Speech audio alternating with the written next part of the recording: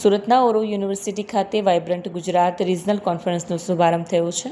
મુખ્યમંત્રી ભૂપેન્દ્ર પટેલે સુરત ખાતે આયોજિત વાઇબ્રન્ટ ગુજરાત રિજિયોનલ કોન્ફરન્સના શુભારંભ પૂર્વે ઓરો યુનિવર્સિટી કેમ્પસમાં યોજાયેલ વાઇબ્રન્ટ ગુજરાત રિજિયોનલ એક્ઝિબિશનનું વિધિવત ઉદ્ઘાટન કર્યું.